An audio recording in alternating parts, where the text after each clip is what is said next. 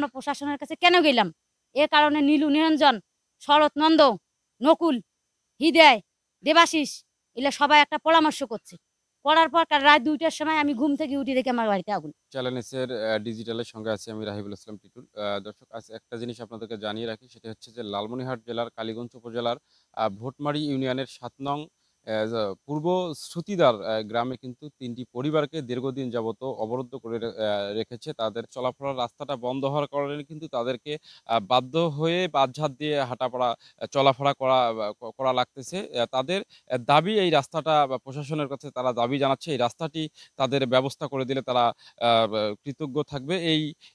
এই দাবিটি কিন্তু তারা বিভিন্ন মহলে জানিয়েছে, কিন্তু আজ পর্যন্ত কোনো সমাধান হয়নি। আমাদের বাড়ির পাশ দিয়ে আমরা আগে হাঁটছিলাম নন্দ, শরৎ এবং নকুল।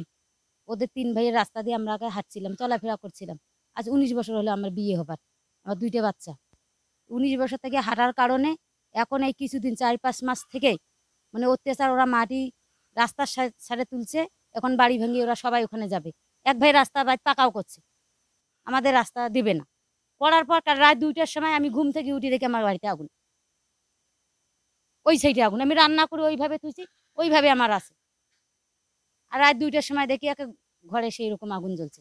আমি তখন চিল্লাচিল্লি করার পর গ্রামবাসী আসার পর আমার আগুন নিভে গেছে। চেয়ারম্যান, মেম্বার, সবাইকে আমরা জানাচ্ছি রাস্তা আমাদেরকে বাড়ি করে দাও। ওরা বলছে ওরা রাস্তা দিবে না। আমরা বলছি জমির বদল আমরা জমি দিব, টাকা চাইলে টাকা দিব, রাস্তাটা দাও। ওদের কথা মানেনি। তখন থানা গেছি, থানা যেয়া আমরা অভিযোগ জানাচ্ছি। প্রশাসন আসিয়ে ওরা আরো বেশি খেপে গেছে। ওরা কয় আমার বাবার সম্পত্তি যদি আমরা না দিই ওরা কেমন করে নিবে। ওই রকম করিয়ে আমাদেরকে প্রশাসন আসার কারণে আমাদের সাথে এইভাবে নির্যাতন করি। কালকে বাড়িতে আগুন লাগিয়ে দিছি।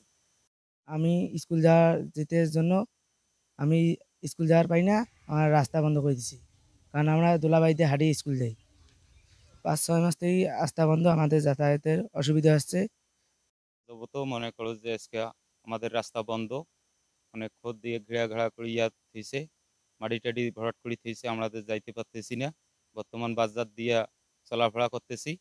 আমাদের প্রশাসনের মাধ্যমে আবেদন করতেছি আমাদের জন্য রাস্তাটার মানে করিয়া অতি তাড়াতাড়ি আমাদের একটা রাস্তার ব্যবস্থা করে দেয়, আমরা যেন বেড়াইতে পারি।